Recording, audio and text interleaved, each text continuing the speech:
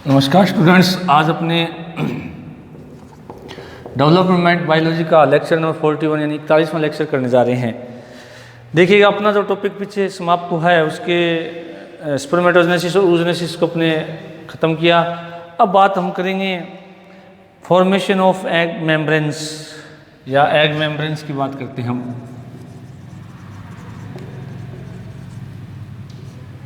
अंड झिल्लियाँ जिनको कहा जाता है, अंड झिल्लियाँ जिनको कहा जाता है। तो अंड झिल्लियाँ की यदि हम बात करें तो अंड झिल्लियाँ क्या होती है कि अंडे के चारों ओर पाए जाने वाले आवरण होते हैं जो कि इनकी सुरक्षात्मक लेयर्स होती हैं। सुरक्षात्मक क्या होते हैं? आवरण होते हैं। अब देखिएगा कि जो अंड झिल्लियाँ होती हैं ये सुरक्षा का कार्य करती हैं और ये अलग अलग प्रकार की होती हैं। मुख्यतः तीन भागों में तीन प्रकार की पाई जाती है। तीन भागों में इसको हम बांट सकते हैं: primary egg membrane, secondary egg membrane और टर्शियरी एग मेम्ब्रेन। प्राथमिक अंड झिल्ली, द्वितीयक अंड झिल्ली और तृतीयक अंड झिल्ली। अब इन अंड झिल्लियों का निर्माण जो है वो किस प्रकार से होता है, उनको अलग अलग जंतुओं में अलग अलग नाम से जाना जाता है। तो उनको अपने भी डिस्कस करेंगे कि कौन से जंतु में उसको किस नाम से जाना जाता है और क्या उसका कार्य है। तो कार्य तो आपको बता दिया कि अंड झिल्ली जो है वो मोस्टली सुरक्षा का कार्य करती है, पीएच नियमन करती है। उसके अलावा तापमान, प्रदूषण, अंडे को सूखने से, यांत्रिक आघातों से क्या करती? सुरक्षा करती है। अब देखिएगा, जो अंड झिल्लियाँ होती हैं ये किस प्रकार से बनती हैं, इसको आज अपने डिस्कस करेंगे। तो हम सबसे पहले बात करें कि अंड झिल्लियों के प्रकार। तो ये तीन प्रकार की होती हैं, तीन प्रकार की होती हैं। Primary egg membrane,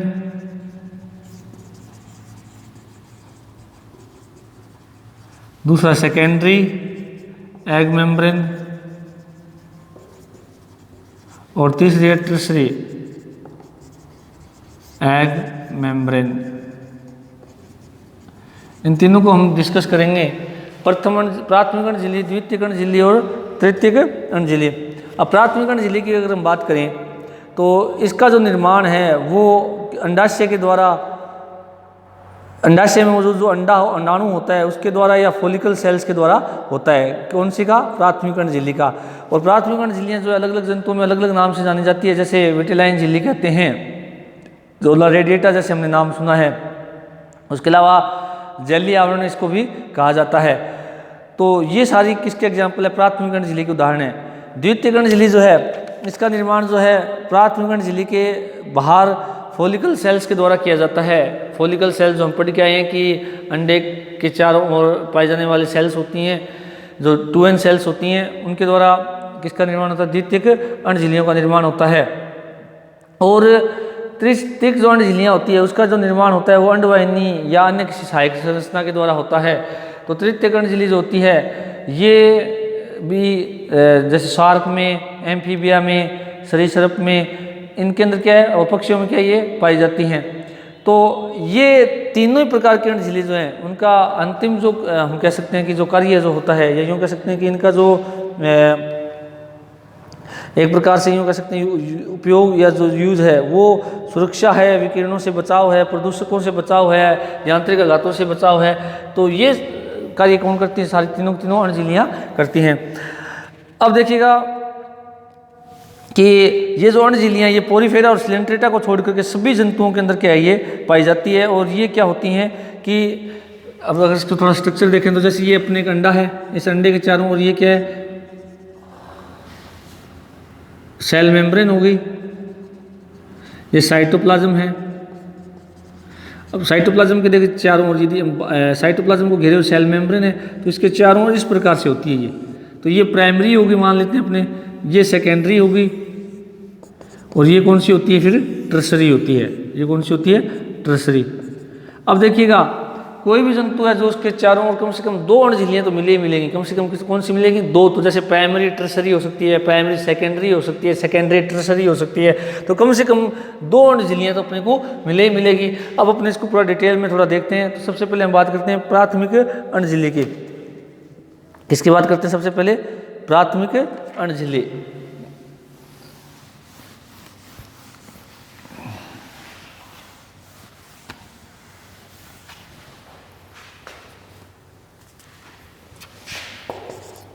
primary egg membrane, प्राथमिक अंडझिल्ली जिसको कहा जाता है। अब प्राथमिक अंडझिल्ली की हम बात करें तो इसका सबसे पहले जो स्राव है, इसका निर्माण है किसके द्वारा होता है? प्राथमिक अंडझिल्ली का निर्माण जो है अंडाशय में अंडाणु के द्वारा अथवा किसके द्वारा होता है? फॉलिकल सेल्स के द्वारा होता है। और इसका जो निर्माण है अंडाणु की जीव द्रव्य कला के बाहर अंडाणु व पुटका कोशिका में कहाँ होता है? मध्य में होता है। और प्रारंभ में ये प्राथमिक अंडझिल्ली जो म्यूकोपॉलीसेकेराइड से बनी होती है और बाद में इसमें जो है प्रोटीन्स का भी क्या हो जाता है? फाइब्रिल जो प्रोटीन्स है उनका भी क्या हो जाता है? निर्माण हो जाता है। तो सबसे पहली बात, इसका निर्माण अंडाशय में स्वयं अंडाणु द्वारा होता है, अंडाणु द्वारा होता है। किसके द्वारा होता है? स्वयं में अंडाणु के द्वारा होता है। कब? जब अंडा कहाँ होता है? अंडाशय के अंदर ही होता है, तब उसका निर्माण हो जाता है। उसके बाद में यदि हम बात करें तो इसका निर्माण कहाँ होता है? अंडे की कोशिका झिल्ली कहते हैं अपने, क्योंकि अंडा एक कोशिका होता है, कोशिका झिल्ली व पुटक कोशिकाओं के मध्य निर्माण होता है। कोशिकाओं के मध्य इसका निर्माण होता है, निर्माण होता है। प्रारंभ में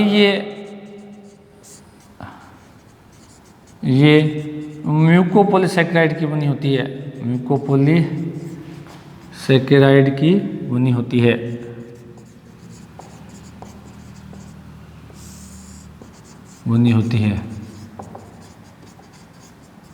बाद में प्रोटीन का जमाव भी हो जाता है,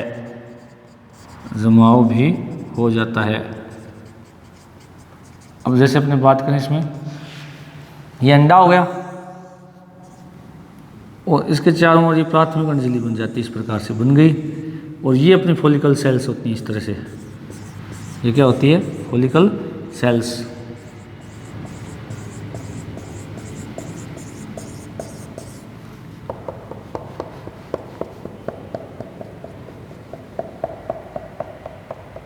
ये क्या है? Follicle sales.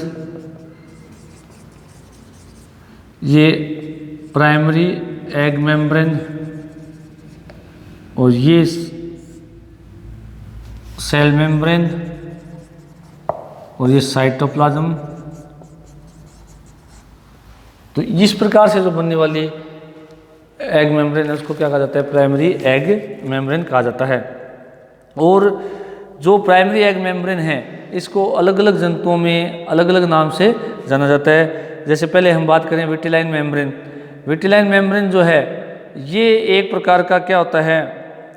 बाहर जंतुओं में पाए जाने वाला जो एक प्रकार का म्यूकोप्रोटीन का बना हुआ पारदर्शी क्या होता है? आवरण होता है। और इसको अलग अलग जंतुओं में अलग अलग नाम से जाना जाता है। खासकर कीटों में, मोलस्का में, एम्फीबिया और पक्षियों के अंडों के अंदर पाई जाती है। और इसके भी अलग अलग नाम है विटिलाइन मेम्ब्रेन के। जैसे मछलियों में से कोरियोन के नाम से, सरीसृप और स्तनधारियों में से जोना पेलोसिडा के नाम से जाना जाता है। तो इसके अब हम एग्जाम्पल्स की बात करें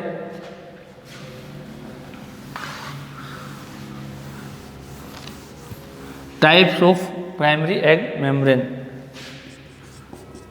types of primary egg membrane. सबसे पहला नाम कौन सा है? Vitelline membrane. Line membrane, vitelline membrane किसकी बनी होती है? ये म्यूकोप्रोटीन की बनी पारदर्शी झिल्ली होती है, म्यूकोप्रोटीन की बनी क्या होती है? पारदर्शी झिल्ली होती है। और ये मोस्टली जो है झिल्ली की तुलना में क्या होती है? अधिक मजबूत और क्या होती है? मोटी होती है। जो प्लाज्मा मेम्ब्रेन होती है उसकी तुलना में क्या होती है? मोटी और मजबूत होती है। ये अंडे की प्लाज्मा मेम्ब्रेन की तुलना में मोटी व मजबूत होती है, मोटी व मजबूत होती है। इसे मछलियों में कोरियन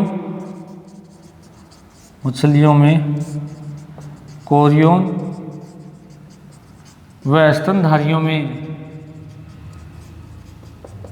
जोना पेलुसिडा नाम से जाना जाता है। जोना पेलुसिडा नाम से जाना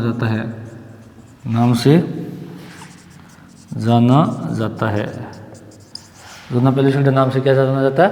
इस झिल्ली का नाम है। किसका? विटिलाइन मेम्ब्रेन का नाम होता है।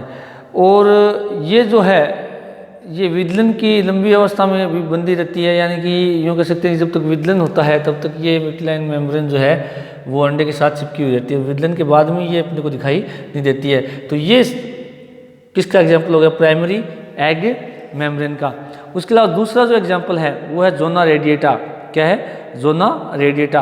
अब जोना रेडिएटा जो है ये भी अंडे की जीवद्रव्य कला के बाहर पाई जाती है और ये रेखित दिखाई देती है। इसके ऊपर कई सूक्ष्म अंकुर पाए जाते हैं। क्या पाए जाते हैं? सूक्ष्म अंकुर पाए जाते हैं। और मछलियों के अंदर जो ये जोना रेडिएटा होता है इसके अंदर छोटे छोटे सूक्ष्म छिद्र भी पाए जाते हैं जिनको माइक्रोपाइल कहा जाता है। तो दूसरी जो जोना रेडिएटा, दूसरी जो प्राइमरी एग मेम्ब्रेन उसका नाम क्या है? जोना रेडिएटा। तो जोना रेडिएटा जो है ये किसके अंदर पाई जाती है? अस्थिल मछलियों के अंदर और कुछ एम्फीबियंस और सरीसृप में पाई जाती है। ये अस्थिल मछलियों, कुछ सरीसृपों व उभयचर में पाई जाती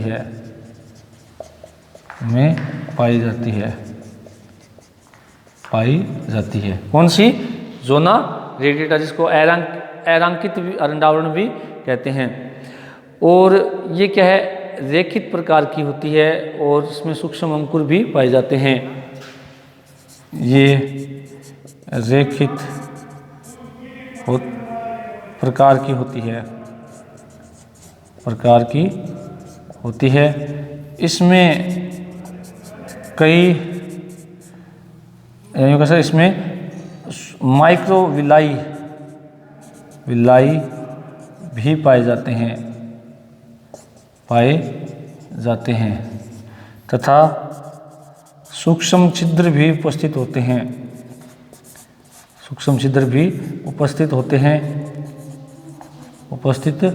हैं जिन्हें माइक्रोपाइल कहा जाता है। अब देखिएगा ये माइक्रोविलाई जो है इनका काम क्या होता है कि ये पोषण लेने में सहायक होती है। ये जो अपनी ये कह सकते हैं इस तरह से अंडा हो गया, अंडे के बाहर ये यूँ इस तरह की संरचनाएं बन जाती हैं और बाहर ये पुट्टक कोशिकाएं होती हैं। बाहर ये क्या होती हैं? पुट्टक कोशिकाएं होती हैं इस तरह से। तो ये जो माइक्रोविलाई हैं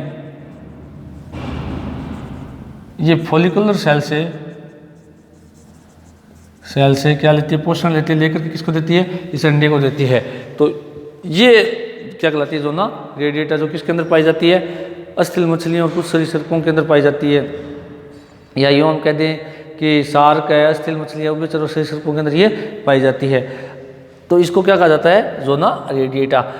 तीसरी जो अपनी प्राइमरी एंड मेम्ब्रेन है उसका नाम है जेली आवरण। इसको क्या कहा जाता है? जेली आवरण। जेली आवरण जो है वो मोस्टली काइनोडर्मेट्स के अंदर पाया जाता है और ये जेली के रूप में पाया जाता है, इसलिए इसको क्या कहते हैं? जेली आवरण कहते हैं। 3 नंबर जो है प्राइमरी एग मेम्ब्रेन उसका एग्जाम्पल कौन सा है? जेली आवरण।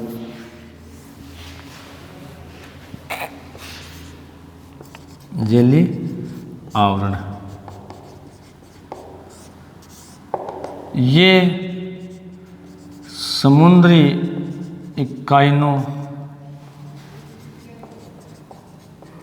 ड्रमेटा में, इसमें समुद्री जो इकाइनो ड्रमेट्स होते हैं उनके अंदर क्या ये पाई जाती है, पाई जाती है। ये प्राथमिक अण्डझिल्ली, ये प्राथमिक अण्डझिल्ली जेलीनुमा पदार्थ की बनी होती है, कि बनी पारदर्शी व कोमल होती है, कोमल होती है। क्या होती है? कोमल होती है। तो जेलीनुमा होने के कारण इसको क्या कहा गया? जेली आवरण किसके अंदर पाई जाती है? मोस्टली ये अपने जो समुद्री काइनोड्रमेट्स हैं उनके अंदर भी पाई जाती है। तो ये जो है तीसरा जो प्रकार है जेली आवरण, ये भी किसका? प्राइमरी एग मेम्ब्रेन का। तो इस प्रकार से अपने ये कह सकते हैं कि जो प्राइमरी एग मेम्ब्रेन है वो, इसका यदि हम थोड़ा आउटलाइन देखें तो प्राइमरी एग मेम्ब्रेन जो है वो कहाँ पाई जाती है? अंडाशय की जो सॉरी अंडे की जो एग मेम्ब्रेन है उसके ठीक बाहर की ओर पाई जाती है, और इसके ऊपर की ओर या इसके बाहर की ओर कौन सी फॉलिकुलर सेल्स होती हैं, और ये 3 प्रकार की होती हैं। कितने प्रकार की होती है? 3 प्रकार की होती है। विटिलाइन मेम्ब्रेन, जोना रेडिएटा और जेली एवेलोप, इसको कहते हैं एनवेलोप कहते हैं या जेली आवरण कहते हैं। तो जो विटिलाइन मेम्ब्रेन है ये आपको बताया कि किस में पाई जाती है? मोलस्का और एम्फीबिया और पक्षियों में पाई जाती है। जबकि जोना जो रेडिएटा होती है ये असली मछलियाँ, एम्फीबिया और सरीसृप में पाई जाती है। जबकि जेली आवरण किस में पाया जाता है? काइनोड्रमेट्स जंतुओं के अंदर पाया जाता है। तो ये तीनों की तीनों जो एग्जाम्पल अपने देखेंगे किसके? प्राइमरी एग मेम्ब्रेन के। अब जो सेकेंड अपनी मेम्ब्रेन है वो कौन सी होती है? जिसका नाम है सेकेंडरी एग मेम्ब्रेन। इसका निर्माण जो है इसका कौन करता है? इसका निर्माण जो है प्राथमिक अंडावरण के बाहर फॉलिकुलर सेल्स करती है। यानी प्राइमरी एग मेम्ब्रेन है उसके बाहर कौन करता है? जो अपनी फॉलिकुलर सेल्स है वो करती है, और फॉलिकुलर सेल्स जो हैं वो इसका निर्माण करती है। जैसे इसका एग्जाम्पल है कीटों के अंदर जो काइटिन का बना हुआ कवच पाया जाता है, ये किसका उदाहरण है?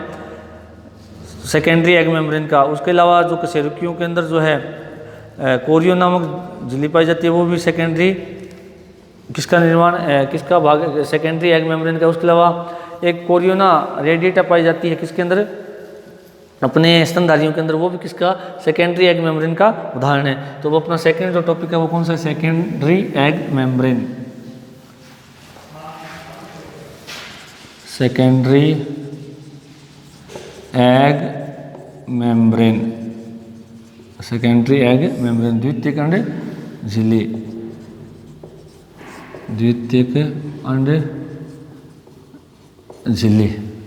अद्वितीयक अंड झिल्ली की हम बात करें तो इसका जो निर्माण है, इसका निर्माण प्राथमिक अंड झिल्ली के बाहर उपस्थित पुटक कोशिकाएं करती हैं, उपस्थित पुटक कोशिकाएं करती हैं, कोशिकाएं करती हैं। कौन करती हैं? प्राथमिक अंड झिल्ली के बाहर उपस्थित पुटक कोशिकाएं करती हैं। और जो द्वितीयक अंड झिल्ली होती है ये कीटों के अंदर एसिडियन और साइक्लोमेटा में किसके रूप में पाई जाती है? कवच के रूप में पाई जाती है, जिसे कोरियन कहते हैं। इसके भी अलग अलग नाम है। कीटों में साइक्लोस्टोमेटा में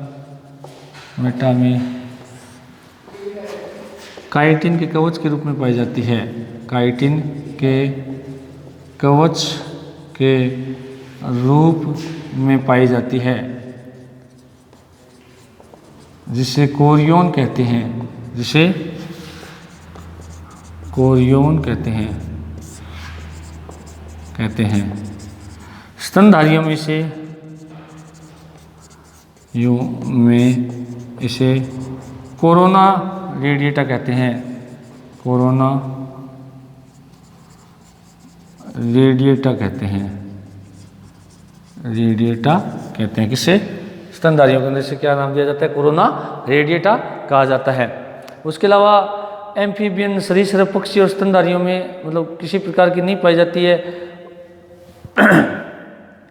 तो मोस्टली जो एम्फीबियंस हैं, सरीसृप है, पक्षी, और इनके अंदर किसी प्रकार की अंड झिल्ली क्या है, द्वितीयक अंड झिल्ली वो नहीं पाई जाती। और कोरोना रेडिएटा जो है ये स्तनधारियों के अंदर पाई जाती है, जो कि सेकेंडरी एग मेम्ब्रेन का क्या है, भाग होता है। तो अपने ये कह सकते हैं एम्फीबिया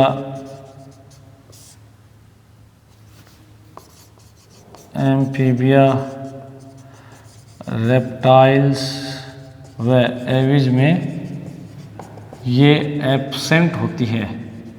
क्या होती है? ये एब्सेंट होती है। कौन सी? सेकेंडरी एग मेम्ब्रेन ये नहीं पाई जाती है। उसके अलावा यदि बात करें स्तनधारियों के अंदर, तो स्तनधारियों के अंदर कुछ बुक्स में ये भी है कि कोरोना रेडिएटा जो पाई जाती है ये वास्तविक सेकेंडरी एग मेम्ब्रेन नहीं होती है। तो वास्तव में अगर देखा जाए ना, तो कीटों के अंदर और साइक्लोस्टोमेटा में जो काइटिन का बना हुआ होता है वो किसका एग्जाम्पल सेकेंडरी एग मेम्ब्रेन का है। स्तनधारियों के अंदर कुछ बुक्स इसे वास्तविक अंड झिल्ली, द्वितीयक अंड झिल्ली नहीं मानते हैं, परंतु कुछ बुक्स इसे क्या कहते हैं, कोरोना रेडिएटा जो है उसको सेकेंडरी एग मेम्ब्रेन के रूप में भी डिफाइन करते हैं। तो इसको हम क्या कहते हैं, सेकेंडरी एग मेम्ब्रेन कहते हैं। अब बात करते हैं टर्शरी एग मेम्ब्रेन की। तो टर्शरी एग मेम्ब्रेन का जो निर्माण है वो किसके द्वारा होता है, वो मैंने बताया था कि अंडवाहिनी जो है उसके द्वारा होता है। तृतीयक अंड झिल्ली अगर हम बात करें, tertiary egg membrane,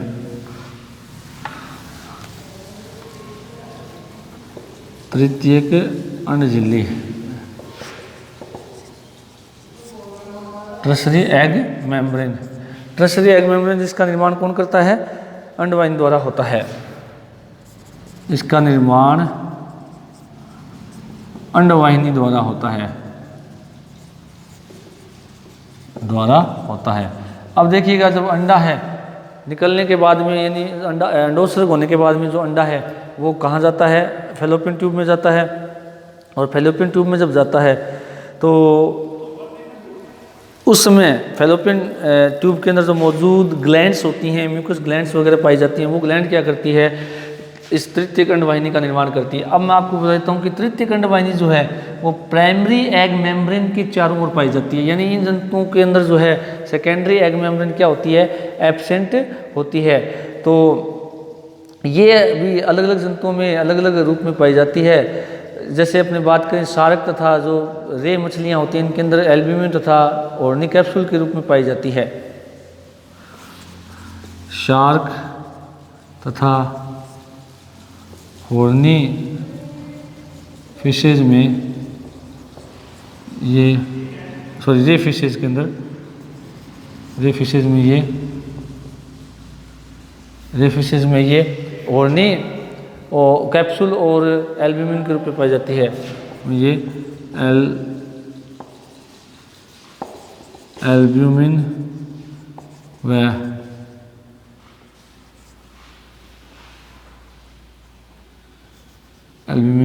horny raise के रूप में पाई जाती है।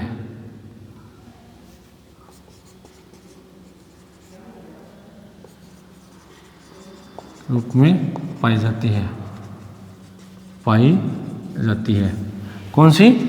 शार्क तथा रे फिशेज के अंदर किसके रूप में पाई जाती है, हॉर्नी कैप्सूल और एल्ब्यूमिन के रूप में पाई जाती है। किसके अंदर? शार्क और रे फिशेज के अंदर। कौन सी मेम्ब्रेन? Tertiary egg membrane. और इसका निर्माण कौन कर रहा है? अंडवाहिनी कर रही है। उसके अलावा जो अपने एम्फीबियंस होते हैं इनके अंदर ये जेली कोट के रूप में पाई जाती है।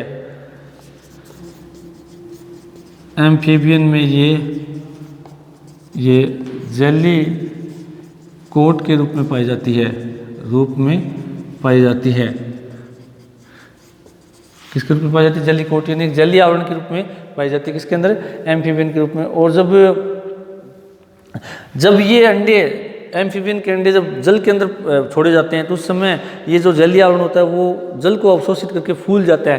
तो जिससे अंडों को क्या फ़ायदा मिलता है, ये जलीय आवरण जो है या टर्शरी एग मेम्ब्रेन है, ये क्या काम करती है, उन अंडों की बाह्य आघातों से सुरक्षा करती है और साथ में अंडे को सूखने से भी क्या करती है, बचाती है। उसके अलावा आपको मैं बताता हूँ कि जो सरीसृप और पक्षी हैं उनके अंदर 5 तृतीयक अंड झिल्लियाँ पाई जाती है। कितनी पाई जाती है? 5 तृतीयक अंडझिल्लियाँ पाई जाती है किसके अंदर, सरीसृप और पक्षियों के अंदर। और एल्ब्यूमिन का ये एक प्रकार होता है। उसके अलावा पक्षियों के अंडे के चारों ओर कैल्शियम कार्बोनेट का बना हुआ क्या होता है, आवरण होता है। तो रेप्टाइल्स व एविज में 5 टर्सरी एग मेम्ब्रेन पाई जाती है, जो मोस्टली किसके रूप में होती हैं, एल्ब्यूमिन के रूप में पाई जाती है। उसके अलावा चैलेजा का भी क्या करते हैं, निर्माण करते हैं। उसके अलावा अंडे के अंदर जो है सबसे बाहर जो है कैल्शियम कार्बोनेट का बना हुआ क्या होता है, कवच पाया जाता है, जो कठोर होता है, जो क्या होता है, बाह्य गांठों से इसकी सुरक्षा करता है। तो इस प्रकार से जो ये 3 प्रकार की एग मेम्ब्रेन्स जो है सभी जंतुओं के अंदर पाई जाती है। तो आज का अपना टॉपिक यहीं समाप्त होता है। Thank you.